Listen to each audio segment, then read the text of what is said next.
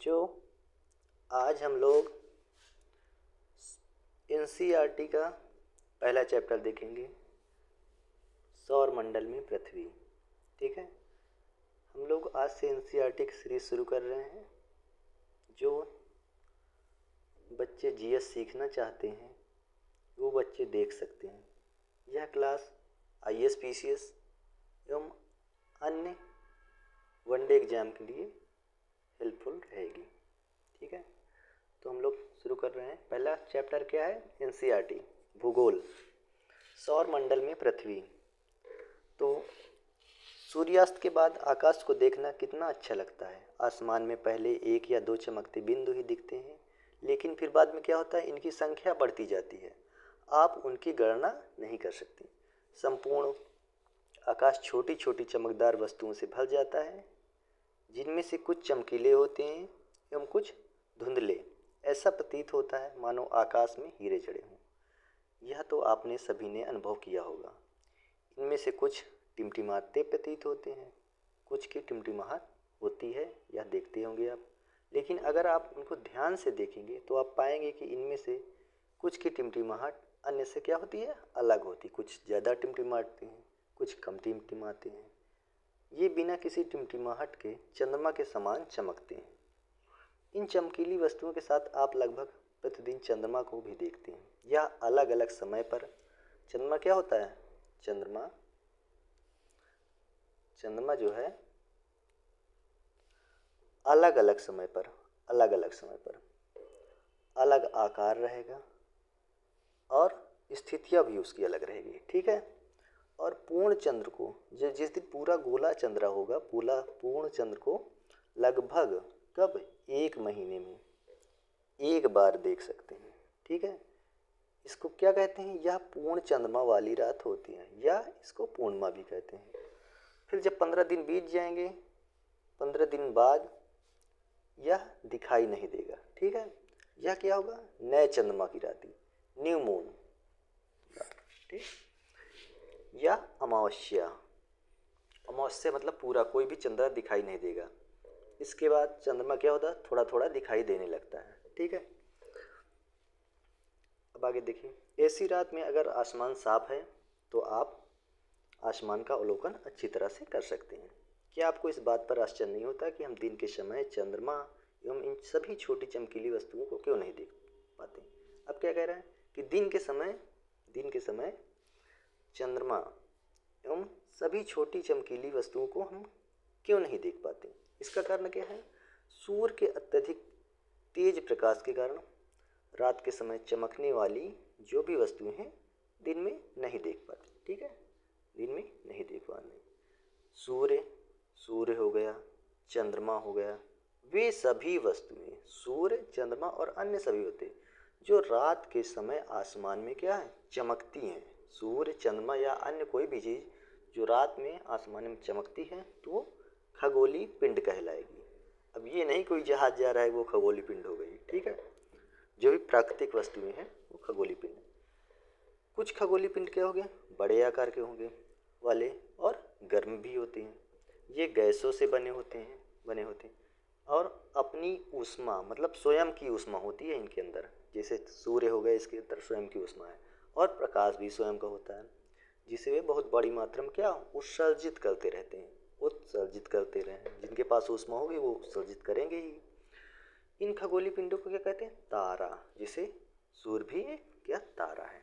ठीक है, जिसे सूर्य भी एक तारा है। अब देखिए, आओ कुछ करके सीखें। इसमें क्या है, इसमें आप प्रैक्टिकली स्वयं से पढ़ के आप इसका इमेजिन कर सकते हैं कि कैसे यह चमकता है। ठीक है, अब आगे हम देखते हैं।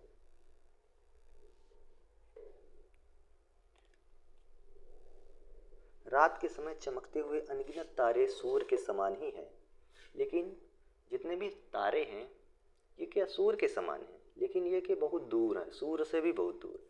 इसलिए उनकी ना तो उसकी ऊष्मा हम लोग महसूस कर पाते हैं, ना ही प्रकाश को महसूस कर पाते हैं, और अत्यंत छोटे भी दिखाई पड़ते हैं क्योंकि दूर हैं। ठीक है, अब जैसे आपने अवश्य ध्यान दिया होगा कुछ दूरी से देखने पर सभी वस्तुएं छोटी दिखाई। जैसे आप पहाड़ में चढ़ गए तो वहाँ से आप देखेंगे कि पहाड़ से कोई नीचे गाड़ी जाती हुई देखेंगे तो वो भी छोटी दिखाई देगी, कोई व्यक्ति है वो भी छोटा दिखाई देगा, ठीक है। और ऊंचाई पर उड़ रहा हवाई जहाज कितना छोटा दिखता है, आप रियल में देखते हैं तो वो बहुत बड़ा होता है। रात में आसमान की ओर देखते समय आप तारों के विभिन्न समूहों द्वारा, रात में आप आसमान में देखेंगे, जब छोटे थे तो देखते थे कि कितने तारे हैं जो आसमान में दिखाई देते, तरह तरह की आकृतियाँ आप क्या इमेजिन करते थे कि जो क्या बना है, ये पहाड़ है, ये नदी है, आप सोचते रहे होंगे, ठीक है। तारों के विभिन्न समूहों द्वारा बनाई गई विविध आकृतियों को देख सकते हैं, ठीक है। जो ये आकृतियाँ बनती हैं वो क्या कहलाती हैं, नक्षत्र मंडल। जो आकृतियाँ बनती हैं वो क्या, नक्षत्र मंडल। नक्षत्र मंडल जैसे अगर कोई भी आकृति तारों की बन गई, अगर तारे के रूप में कोई व्यक्ति बन गया, शिव जी बन गए, है ना, कुछ भी बन गया, पहाड़ बन गया, तो वो नक्षत्र मंडल कहलाते हैं। अब हो गया अर्सा मेजर या बिग बियर, ठीक। ये क्या है, इसी प्रकार का एक क्या है, नक्षत्र मंडल। अगर पूछा जाए ऑप्शन में अर्सा मेजर क्या है तो नक्षत्र मंडल है। बहुत आसानी से पहचान में आने वाला नक्षत्र मंडल है, जो बहुत आसानी से आप पहचान सकते हैं वो नक्षत्र मंडल क्या है, सप्तऋषि।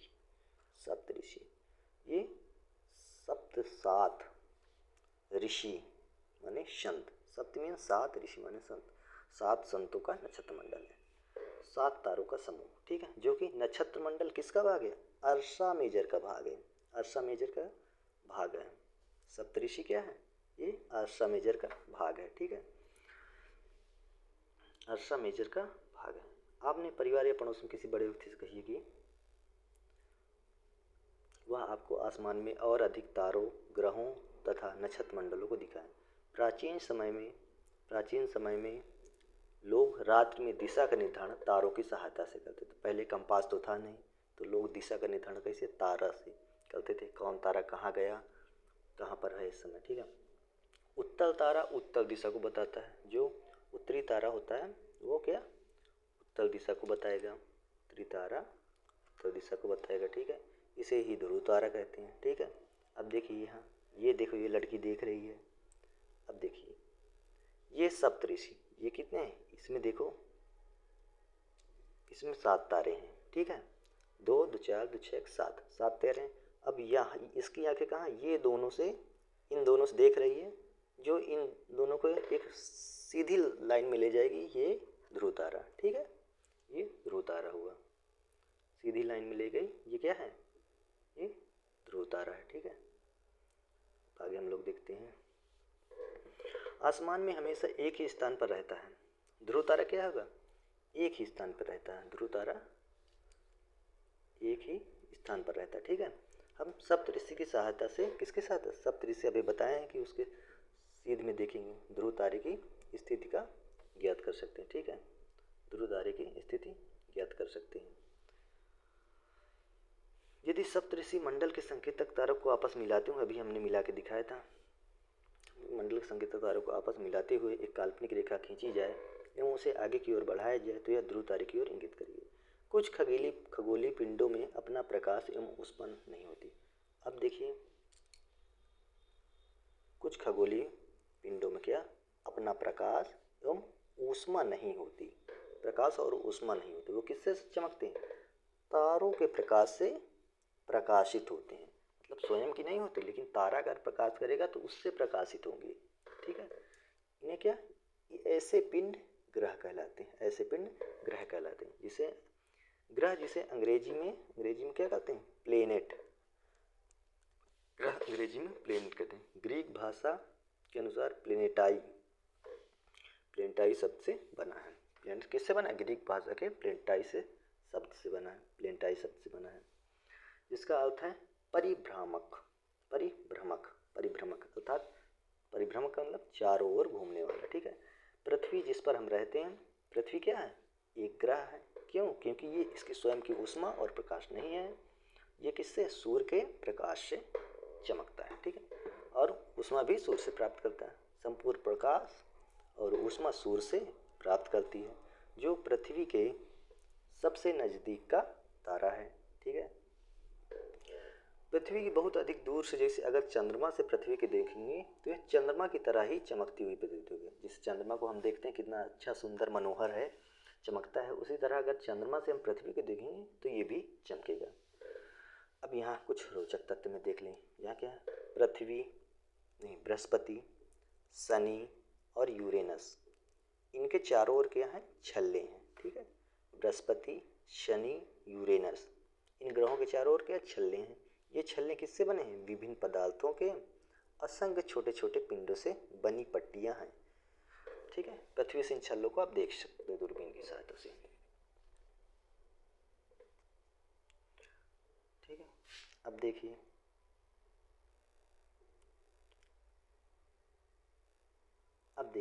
अब इस चित्र में आप देख सकते हैं,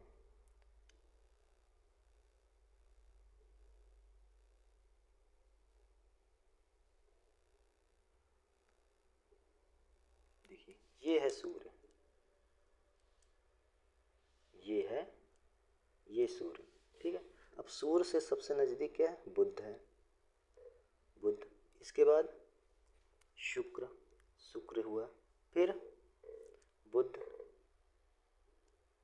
पहला नंबर दूरी के अनुसार। ठीक है, शुक्र दूसरा, पृथ्वी तीसरा, मंगल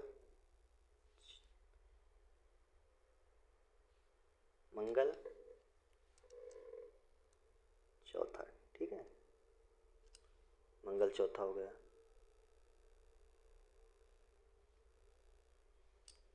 और अब ये देखिए, मंगल और बृहस्पति के बीच, मंगल और किसके बीच, ये बृहस्पति के बीच क्या है, ये क्षुद्र पट्टी है। ठीक है, मंगल और बृहस्पति के बीच क्या क्षुद्र पट्टी है, ये बृहस्पति हो गया। ठीक है, बृहस्पति पांचवा नंबर। शनि छठवा, और इधर यूरेनस सातवां। ठीक, इसे क्या हिंदी में क्या कहते हैं, अरुण भी कहते हैं, और नेपच्यून को वरुण भी कहते हैं।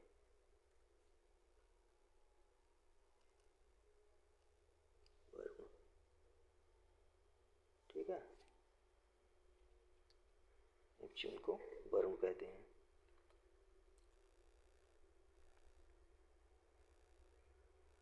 आपको क्या याद करना है, इनका क्रम याद करना है। ठीक है, क्रम जैसे लिख दें, ये हुआ सूर्य,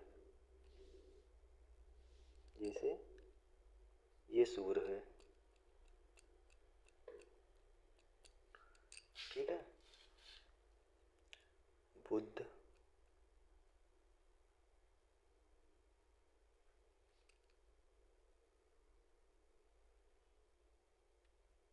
फिर शुक्र, पृथ्वी,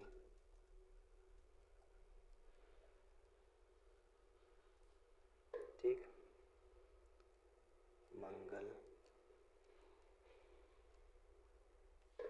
बुध शुक्र पृथ्वी मंगल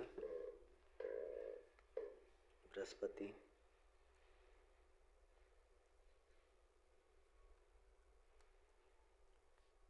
फिर है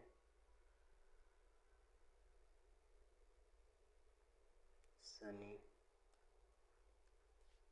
फिर अरुण, फिर वरुण। ठीक, अरुण वरुण, बुध शुक्र पृथ्वी मंगल बृहस्पति शनि अरुण वरुण, मतलब इनका आपको क्रम याद करना है। मतलब सूर्य के से अंतिम तक, मतलब कौन आगे पीछे है, इनका क्रम आपको पता होना चाहिए। ठीक है,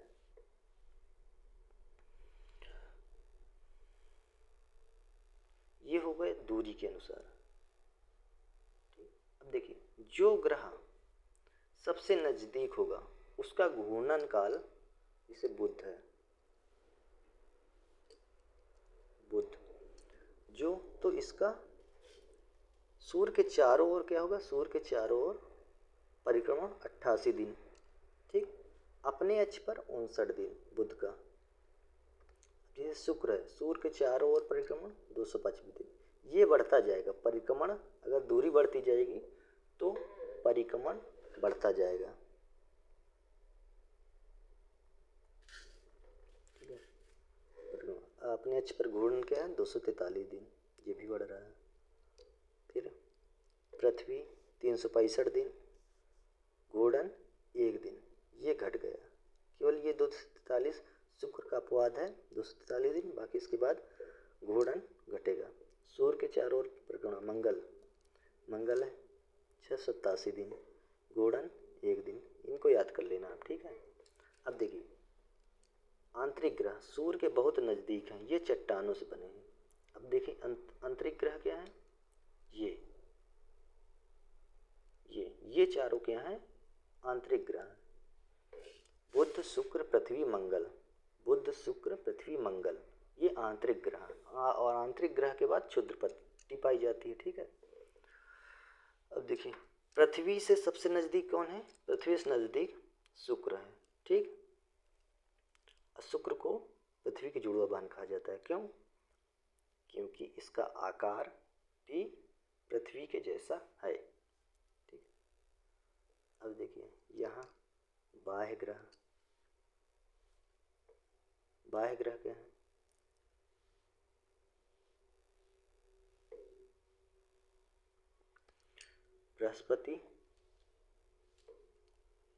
बृहस्पति शनि बाह्य ग्रह। ठीक है, और यूरेनस नेपच्यून, ये क्या दोनों बाह्य ग्रह हैं। ठीक है, इनका परिक्रमण घूर्णन थोड़ा बहुत याद करना, कोई ज़रूरी नहीं है। ठीक है, अब देखिए अब आकार के अनुसार, आप अभी तो आपने दूरी के अनुसार याद कर लिया, अब आकार के अनुसार। अब ये हुआ, ये देखो ये सूर्य है मान लो।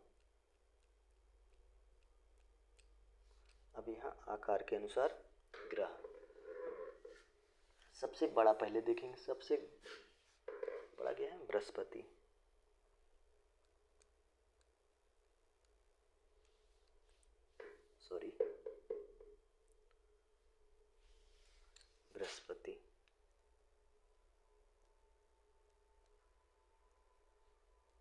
बृहस्पति सबसे बड़ा ग्रह है। इसके बाद है शनि,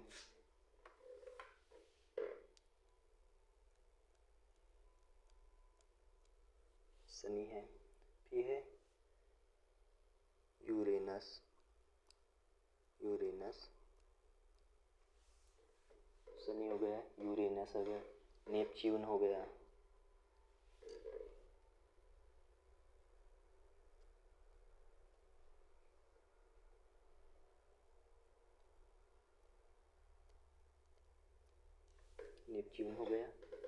ठीक है। फिर हो गया 5वें नंबर पृथ्वी, ये जरूर याद रखना। पृथ्वी क्या है, पृथ्वी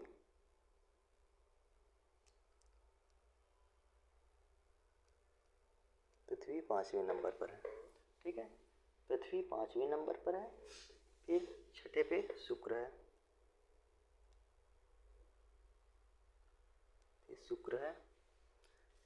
शुक्र के बाद 7वें पे मंगल है, इनसे छोटा है। फिर है बुध।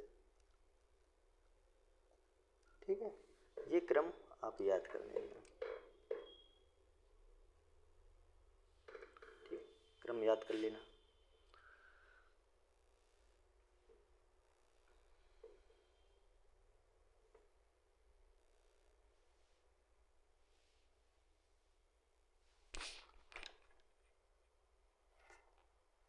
अब आगे देखिए, आसमान में दिखने वाला चंद्रमा एक उपग्रह है। चंद्रमा क्या है, उपग्रह है। ठीक है, हमारी पृथ्वी का सहचर है।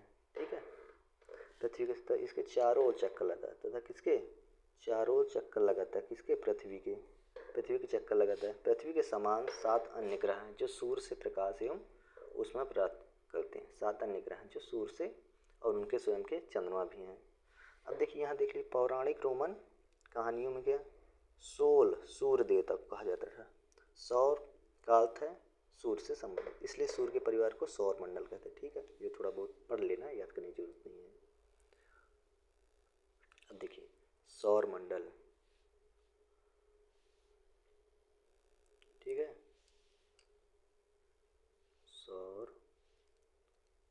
सौर मंडल, सूर्य और 8 ग्रह, उपग्रह, कुछ अन्य खगोलीय पिंड। अभी खगोलीय पिंड की परिभाषा हमने बताई, आसमान में जो भी चीज़ें चमकती हैं वो क्या है, खगोलीय पिंड है।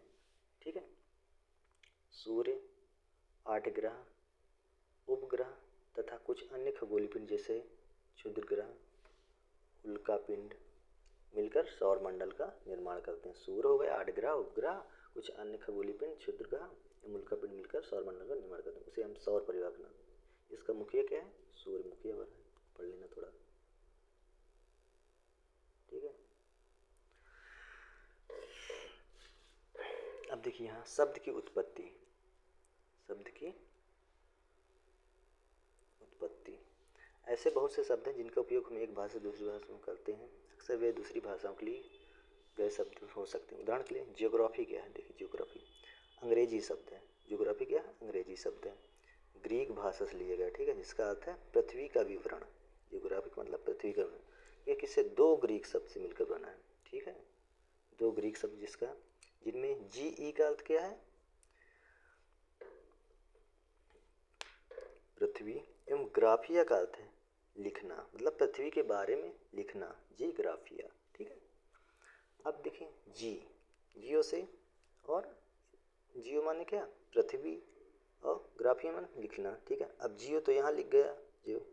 अब जियोलॉजी, ये लॉजी दोनों मिलकर क्या करें, पृथ्वी का अध्ययन। लॉजी माने अध्ययन, तो पृथ्वी का अध्ययन। जियोमेट्री, जियोमेट्री, जियो माने पृथ्वी, मेट्री माने मापन, पृथ्वी का मापन होगा। जियोइड, जियो माने पृथ्वी, पृथ्वी का आकार के अनुरूप हो गया। ठीक है, देखिए सूर्य के बारे में देखिए, सूर्य सौर मंडल के केंद्र में, सूर्य क्या है, सौर मंडल के केंद्र में स्थित है। यह बहुत बड़ा है एवं अत्यधिक गर्म गैसों, किससे बना, गर्म गैसों से बना है। खिंचाव बल जो होता है सौर मंडल को क्या बांधे रखता है, मतलब ग्रेविटेशनल फोर्स जो है सभी ग्रहों को बांधे रखता है और पूरे सौर मंडल को भी बांधे रहता है, नहीं तो ये क्या हो जाए, अंतरिक्ष में चले जाए। सूर्य सौर मंडल के लिए क्या, प्रकाश एवं ऊष्मा का एकमात्र स्रोत है। जो हमारा सौर मंडल है उसमें सूर्य प्रकाश एवं ऊष्मा का एकमात्र स्रोत है, इसके अलावा नहीं है। लेकिन हम इसकी अत्यधिक तेज ऊष्मा क्यों हमें नहीं महसूस होती, क्योंकि सबसे नज़दीक का तारा होने के बावजूद हमसे कितना बहुत दूर है। पृथ्वी, सूर्य से पृथ्वी लगभग 15 करोड़ किलोमीटर, कितना दूर है, 15 करोड़ किलोमीटर दूर है, 15 करोड़ किलोमीटर दूर। ठीक है, अब आ जाइए ग्रह के बारे में। हमारे सौर मंडल में 8 ग्रह सूर्य से दूरी के अनुसार, देखो दूरी के अनुसार हमने बता दिया, भी लिखा दिए थे यहाँ से, बुध, शुक्र, पृथ्वी, मंगल, बृहस्पति, शनि, यूरेनस, नेपच्यून। अब ये क्रम आपको जरूर याद होना चाहिए। ठीक है, दूरी के अनुसार ग्रह प्लस आकार के अनुसार ग्रह, ये 2 क्रम याद कर लेना। ठीक है, अब देखिए, अब इधर ये लड़की क्या बता रही, रात में आसमान को देख कर, क्या आप जानते हैं, रात में आसमान को देखकर मनुष्य हमेशा से मोहित हुआ है। खगोलीय पिंडों एवं उनकी गति के संबंध में अध्ययन करने वालों को खगोलीय पिंडों, ठीक, खगोलीय पिंडों एवं उनकी गति के संबंध में जो अध्ययन करता है, खगोलीय जितने पिंड हैं और उनकी गति का अध्ययन करेगा उसे खगोल शास्त्री। आर्यभट्ट क्या थे, प्राचीन भारत के प्रसिद्ध खगोल शास्त्री थे आर्यभट्ट। उन्होंने क्या कहा था, सभी ग्रह चंद्रमा परावर्तित सूर्य के प्रकाश से, मतलब सूर्य का प्रकाश जाता है फिर हमारी आँखों में पड़ता है, तब हमें दिखाई देता है कि ग्रह चमक रहे हैं। ठीक है, सूर्य के प्रकाश के कारण क्या चमकते हैं। इसके ब्रह्मांड को, ठीक है, इसके आगे देखिए अब, ठीक है, ग्रह हो गया। और देखिए सौर मंडल के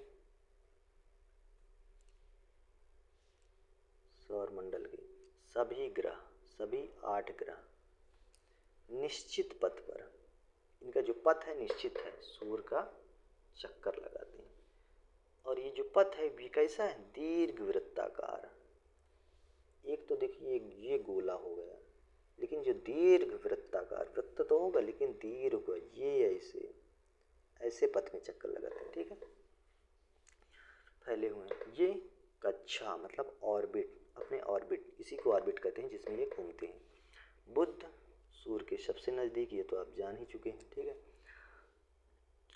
88 दिन लगाता है बुध अपने सूर्य के चारों ओर एक चक्कर। सूर्य के चारों ओर एक चक्कर कितना, 8। शुक्र को पृथ्वी का जुड़वा ग्रह, शुक्र को ये भी बता चुके हैं पृथ्वी का जुड़वा ग्रह माना जाता है। क्यों? क्योंकि इसका आकार एवं आकृति लगभग क्या है, पृथ्वी के ही समान है। ठीक है, आकार एवं आकृति पृथ्वी के ही समान है, आकार एवं आकृति पृथ्वी के समान है।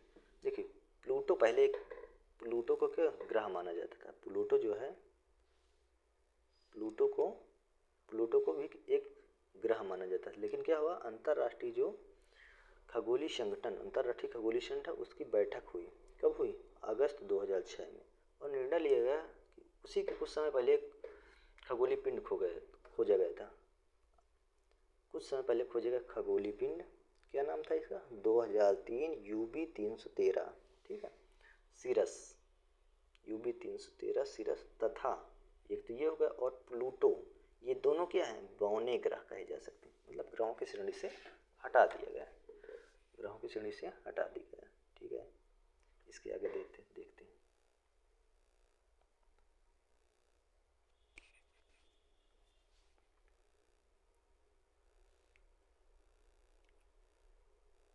अब जाइए पृथ्वी,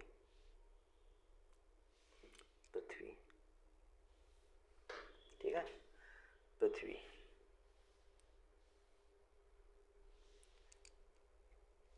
सूर्य से दूरी के हिसाब से पृथ्वी तीसरा ग्रह, दूरी से, आकार में 5वां। ठीक है, दूरी से तीसरा, आकार में 5वां सबसे बड़ा ग्रह।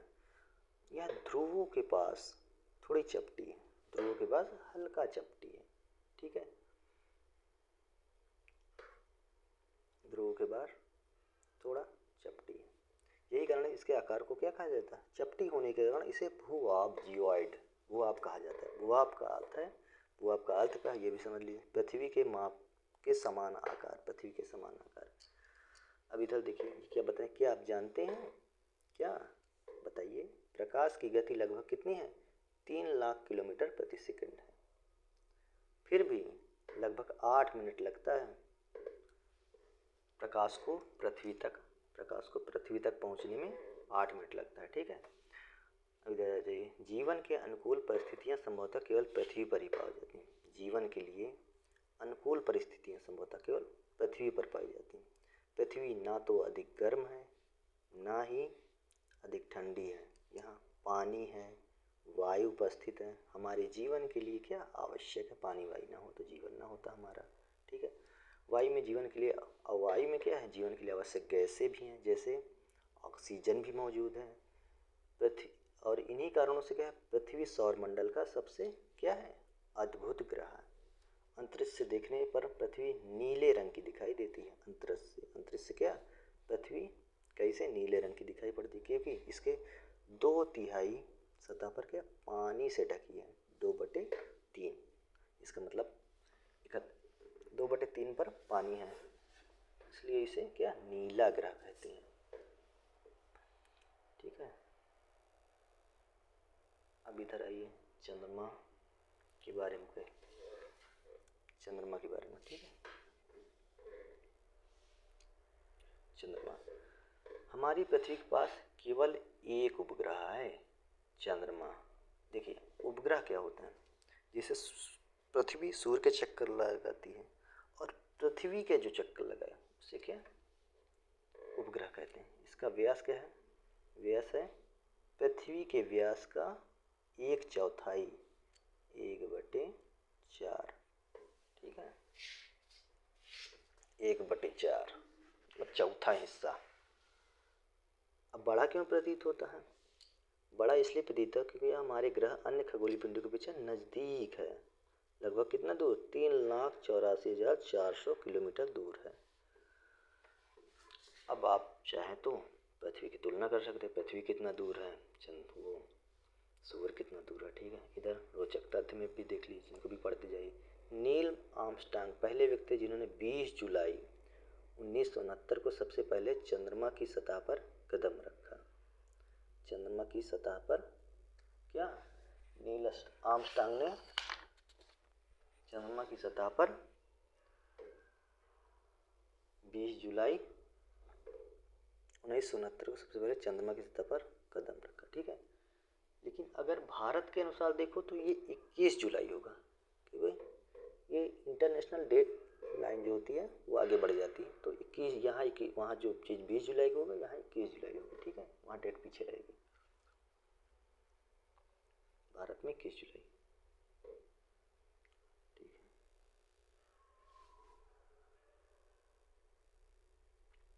अब देखिए यहाँ उपग्रह की परिभाषा भी बताई गई है। यहाँ उपग्रह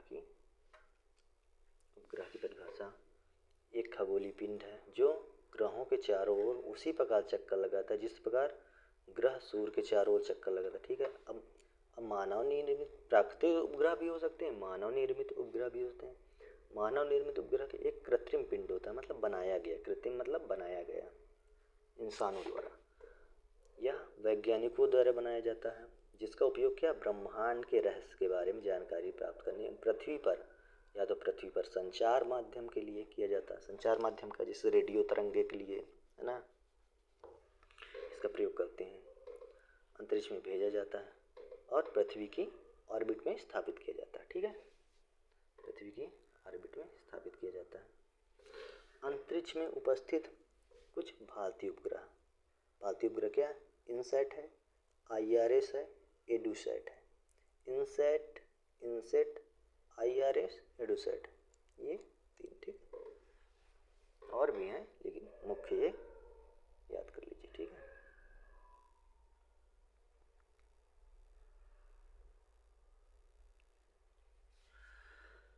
अब देखिए चंद्रमा पृथ्वी का एक चक्कर लगभग कितने दिन में, चंद्रमा पृथ्वी का एक चक्कर लगभग 27 दिन में पूरा करता है, और इतने ही समय में मतलब लगभग 27 ही दिन में अपने अक्ष पर भी घूमता है। इसी के परिणाम स्वरूप पृथ्वी से हमेशा चंद्रमा का केवल एक ही भाग दिखाई पड़ता है, ठीक है। कोई चीज़ अगर अपनी धुरी में उतनी घूम रही है और परिक्रमण भी उतना ही कर रही है तो उसका एक ही दिखाई देगा, ठीक है। अगर ना समझ में आए इसको YouTube में डाल के आप देख सकते हैं कि कैसे घूमती है, 3D में वहाँ दिखाया जाएगा, ठीक है। चंद्रमा की परिस्थितियाँ जीवन के लिए अनुकूल नहीं है। इसकी सतह पर क्या है, पर्वत हैं, इसकी सतह पर पर्वत, मैदान, गड्ढे, जो चंद्रमा की सतह पर क्या बनाते हैं, छाया बनाते हैं। पूर्णिमा के दिन क्या होगा, जिस दिन फुल मून होगा उस दिन आप देखेंगे कि चंद्रमा पर कैसी छाया बनी है, चंद्रमा पर इसकी छाया को देखा जा सकता है, चंद्रमा पर इसकी छाया को देखा जा। अब क्षुद्र ग्रह, अभी देखो, अभी हमने बताया था क्षुद्र ग्रह की पट्टी के बारे में दिखाया गया, जो मंगल ग्रह और बृहस्पति के बीच क्षुद्र ग्रह पट्टी पाई जाती है ना, वही क्षुद्र ग्रह के बारे में बताने जा रहे हैं। तारों, ग्रहों, उपग्रहों के अतिरिक्त, तारा हो गया बता चुके हैं, ग्रह बता चुके हैं, उपग्रह, उसके अतिरिक्त असंख्य छोटे पिंड भी, ये भी सूर्य के चारों ओर चक्कर लगाते हैं, ठीक है। इन पिंडों को क्षुद्र ग्रह कहते हैं। ये क्या होते हैं, ये मंगल एवं बृहस्पति की कक्षाओं के बीच पाए जाते हैं, ठीक है। वैज्ञानिक के अनुसार, वैज्ञानिक क्या मानते हैं कि क्षुद्र ग्रह है क्या, क्षुद्र ग्रह ग्रह के ही भाग थे, ग्रह के ही भाग थे ठीक है, जो कि बहुत वर्ष पहले क्या विस्फोट हो गया होगा, टक्कर हो गया होगा, ग्रहों से टूटकर अलग हो गए और वह सूर्य के स्वतंत्र रूप से सूर्य का चक्कर लगाने लगे। ठीक है, अब आइए उल्का पिंड के बारे में। उल्का पिंड के बारे में ठीक है, सूर्य के चारों ओर चक्कर लगाने वाले, ये भी चक्कर लगाते हैं पत्थरों के छोटे छोटे टुकड़ों, बहुत छोटे छोटे टुकड़ों, इतना छोटे नहीं, उल्का पिंड कहलाते हैं। ठीक है, कभी कभी ये उल्का पिंड क्या होता है, पृथ्वी के इतने नज़दीक आ जाते हैं कि पृथ्वी पर गिरने की होती है, मतलब इतने नज़दीक जैसे ये पृथ्वी पर गिर आएंगे, और इसी प्रक्रिया में क्या होगा, वायु के साथ इनका घर्षण होता है और जलने लगती हैं। जब आप देखते हैं ना कि आकाश में अचानक लाइट जलने लगती है और किसी एक छोर से दूसरी छोर में चली जाती है और फिर गायब हो जाती है। ठीक है, और चमकदार प्रकाश उत्पन्न होता है, यही उल्का पिंड होते हैं। कभी कभी कोई उल्का पूरी तरह, कभी कभी ये पूरी तरह जलते भी नहीं और पृथ्वी पर गिर जाते हैं, और यही धरातल पर गड्ढे भी बनाते हैं, मतलब जो बड़ा उल्का पिंड अगर गिरा तो। ठीक है,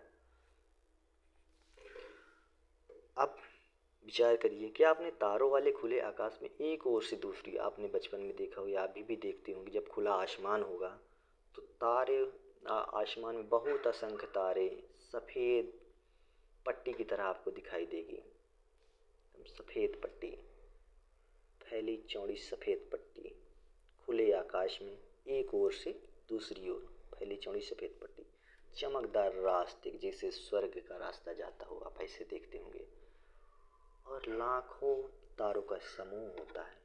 यह पट्टी क्या आकाश गंगा या मिल्की वे कहलाती। ठीक है, और जो हमारा सौर मंडल है इसी आकाश गंगा का भाग है। सौर मंडल आकाश गंगा का क्या है, एक भाग है।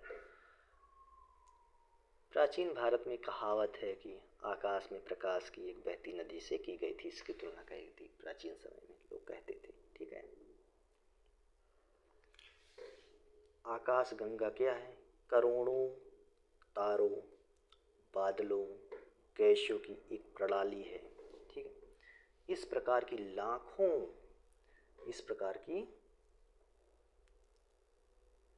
आकाश गंगा है। अब आकाश गंगा मिलकर क्या, अब इस तरह की लाखों आकाश गंगा मिलकर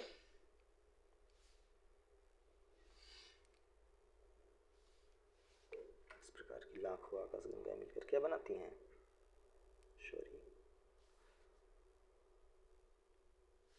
आकाश गंगा मिलकर ब्रह्मांड का क्या निर्माण करती हैं। ठीक है, ब्रह्मांड की विशालता की कल्पना करना अत्यधिक कठिन है। कितना अनंत ब्रह्मांड है इसकी आप कल्पना नहीं कर सकते। वैज्ञानिक भी इस संबंध में खोज कर रहे हैं, वैज्ञानिक अभी इसके बारे में अधिक से अधिक जानकारी एकत्रित करने में जुटे हैं। इसके आकार के संबंध में हमें कोई जानकारी नहीं, लेकिन फिर भी हम जानते हैं कि सभी इसी ब्रह्मांड का हिस्सा है। ठीक है, अब आप नीचे देखिए, अब देखिए जी ये क्या है, ये देखिए पृथ्वी सौरमंडल के अंदर है। ठीक है, सौरमंडल आकाश गंगा के अंदर है, और ये तीनों हमारे ब्रह्मांड के अंदर है। ठीक है, सब एक दूसरे के अंदर है, इससे आप समझिए।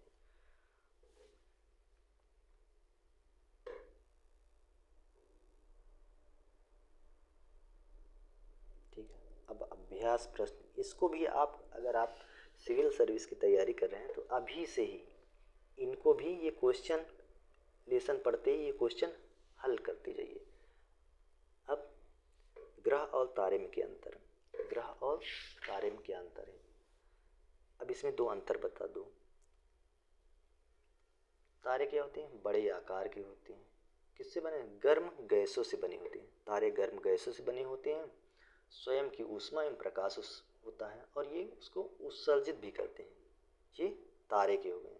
तारे क्या होते हैं, बड़े आकार के गर्म गैसों के बने होते हैं एवं स्वयं की ऊष्मा एवं प्रकाश होता है। ठीक है, और ये ऊष्मा को उत्सर्जित भी करते हैं और प्रकाश को भी। ठीक है, अब ग्रह के बारे में बता दिए, ग्रह की स्वयं की प्रकाश एवं ऊष्मा नहीं होती ग्रहों में। बस हो गया, इतने छोटे प्रश्न।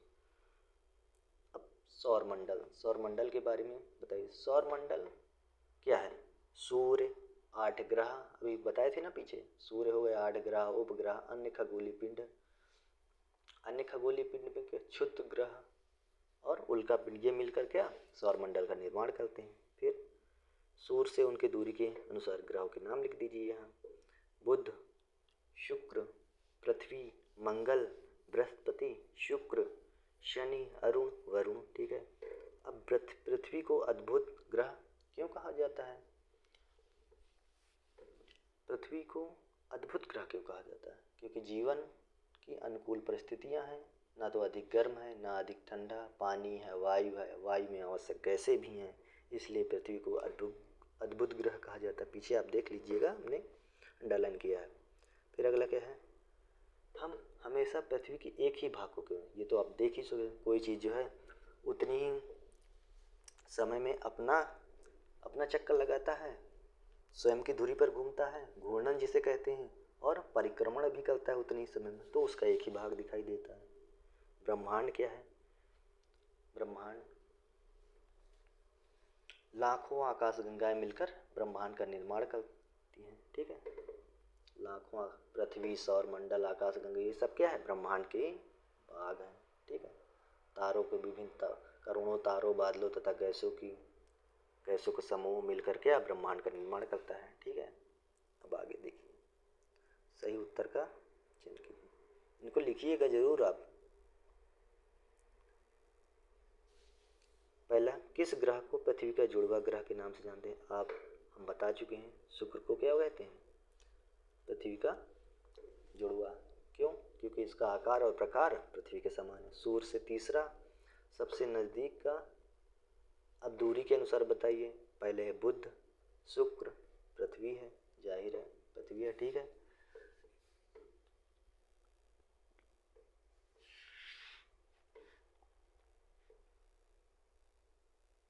अब देखिए आगे, सभी ग्रह सूर्य के चारों ओर चक्कर लगाते हैं, किस किस पथ पर? अभी हम बताएं, दीर्घवृत्ताकार पर। ठीक है। दीर्घवृत्ताकार। ध्रुव तारे से किस दिशा का ज्ञान होता है? उत्तर का होता है। क्षुद्र ग्रह किन कक्षाओं के बीच पाए जाते हैं? ये भी पढ़ा चुके हैं। मंगल एवं बृहस्पति की कक्षाओं के बाद क्षुद्र ग्रह की पट्टी पाई जाती है। खाली स्थान भरें। देखिए, खाली स्थान में इसमें क्या कर, किसका समूह? तारों का। तारों का एक समूह जो विभिन्न प्रतिरूपों का निर्माण करता है, उसे नक्षत्र मंडल कहते हैं। नक्षत्र मंडल, नक्षत्र मंडल कहते हैं। अगला क्या है? तारों की एक बहुत बड़ी प्रणाली को क्या कहा जाता है? आकाशगंगा।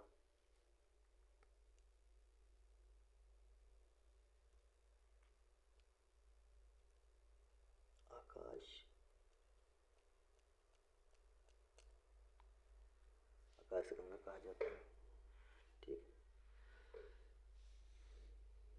चंद्रमा पृथ्वी के सबसे करीब क्या है? चंद्रमा होगा, आप लिख लीजिएगा, चंद्रमा। ठीक है। अब सूर्य से तीसरा सबसे नजदीक ग्रह क्या है? पहले तो बुध है, शुक्र है, फिर पृथ्वी है।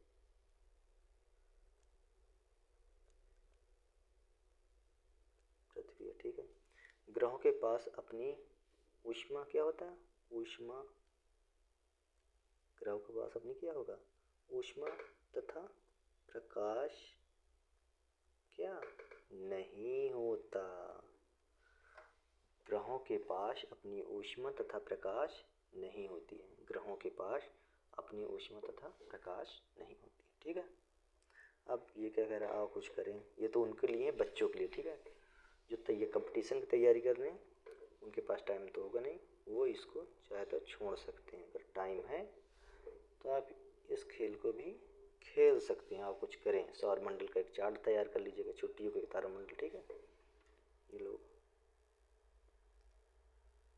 ठीक है। अब इसमें तो शायद कुछ नहीं है। हाँ, ये देखिए, ये डायग्राम देख लीजिए, ये देखिए, ये अब देखिए, ये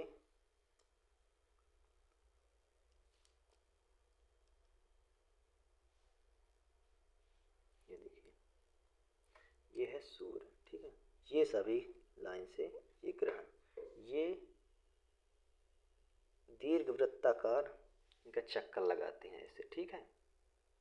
सूर्य का चक्कर लगाते हैं सभी ग्रह, ठीक है। ये ऐसे सभी ग्रह, लेकिन अपने धुरी पर भी घूमते हैं, अपने धुरी पर भी घूमते हैं।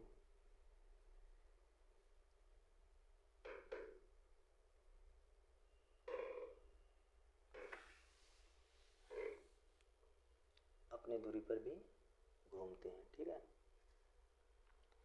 ये सभी एंटी क्लॉकवाइज, कौन? शुक्र और अरुण, शुक्र और अरुण को, शुक्र अरुण को छोड़कर सभी कैसे घूमते हैं? Anti clockwise.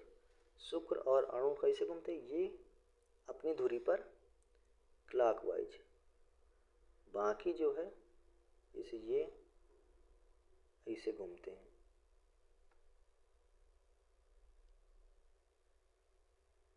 ठीक है। शुक्र और यूरेनस ये अपनी धुरी पर, अपनी धुरी मतलब ये अपनी धुरी, ठीक है। ये